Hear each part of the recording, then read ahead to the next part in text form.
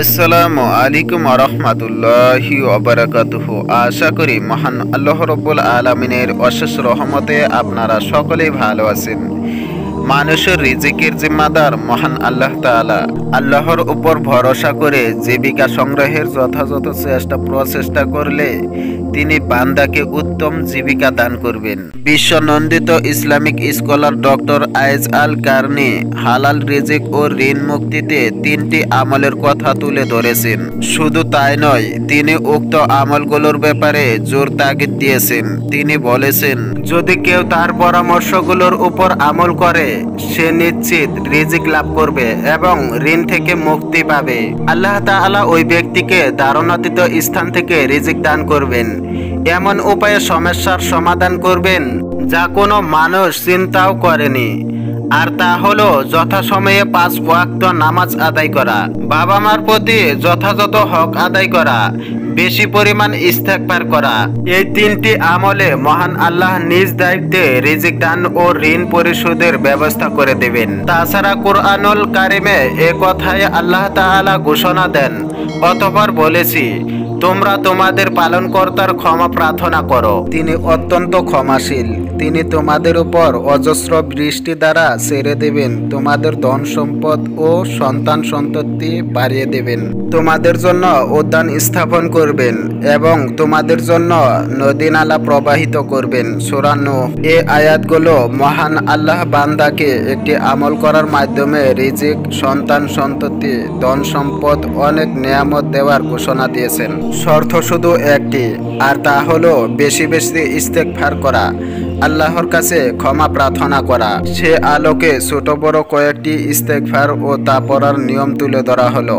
আস্তাগফিরুল্লাহ এই আয়াতের অর্থ হলো, আমি আল্লাহর ক্ষমা প্রার্থনা করছি। প্রতি ওয়াক্ত ফরজ নামাজের সালাম ফেরানোর পর রাসূলুল্লাহ সাল্লাল্লাহু আলাইহি ওয়াসাল্লাম এই ইস্তেগফারটি 3 বার পড়তেন। মিশকাত। আস্তাগফিরুল্লাহ ওয়া আতুবু ইলাইহি এই আয়াতের অর্থ হলো, আমি আল্লাহর ক্ষমা প্রার্থনা করছি এবং তার দিকে ফিরে আসছি। এই ইস্তেগফারটি প্রতিদিন 70 থেকে 100 বার পড়া। রাসূলুল্লাহ সাল্লাল্লাহু আলাইহি ওয়াসাল্লাম প্রতিদিন 70 বারের অধিক তওবা ও ইস্তেগফার করতেন। বুখারী। রব্বিক ফিরলি ওয়া আতুবু আলাইয়া ইন্নাকা আনতাত তাওয়াবুর রহিম। এই আয়াতের অর্থ হলো, হে আমার প্রভু, আপনি আমাকে ক্ষমা করুন এবং আমার তওবা কবুল করুন, নিশ্চয় আপনি মহান, তওবা কবুলকারী, করুণাময়। নিয়ম।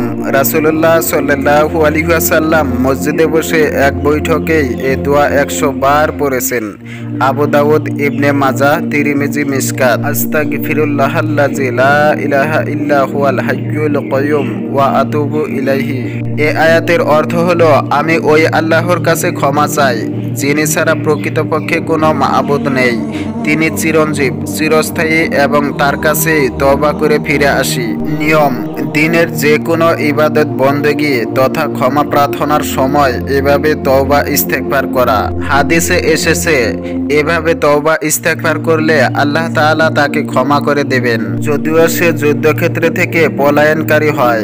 আবু দাউদ, তিরমিজি, মিশকাত। এছাড়াও হাদিসে বর্ণিত ঋণ মুক্তির দোয়াও করা যেতে পারে, আর তা হলো হযরত আনাস রাদিয়াল্লাহু আনহু থেকে বর্ণিত।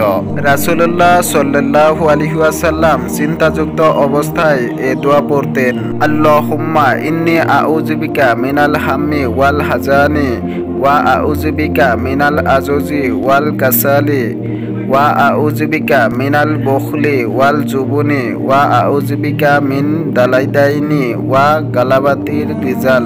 এই আয়াতের অর্থ হলো, হে আল্লাহ, নিশ্চয় আমি আপনার আশ্রয় নিচ্ছি দুশ্চিন্তা ও দুঃখ থেকে, অপরাগতা ও অলসতা থেকে, কৃপণতা ও বীরতা থেকে, ঋণের ভার ও মানুষদের দমন পীড়ন থেকে। বুখারী, মুসলিম ও মিশকাত। আল্লাহুম্মা কফিনি বিহালালিকা আন হারামিকা ওয়া আগনিনি বিফাদলিকা আম্মান সুয়াক। এই আয়াতের অর্থ হলো, হে আল্লাহ, আপনি আমাকে আপনার হালালের সাহায্যে হারাম থেকে বাঁচান এবং আপনার অনুগ্রহ দ্বারা আপনি ব্যতীত অন্যের মুখাপেক্ষিতা থেকে বাঁচান। তিরমিজি মিশকাত। ফজিলত: যদি কেউ পাহাড় পরিমাণ দেনার চাপেও থাকে তবে উক্ত দুয়ার উসিলায় মহান আল্লাহ তাআলা তা পরিশোধ করার সমর্থ দেবেন বলে হাদিসে বর্ণিত রয়েছে। আল্লাহ তাআলা মুসলিম উম্মাহকে বিশ্ববিখ্যাত দায়ী ডক্টর আয়াজ আল কারনির উল্লেখিত 3টি আমল করার মাধ্যমে কোরআন সুন্নাহ নির্দেশিত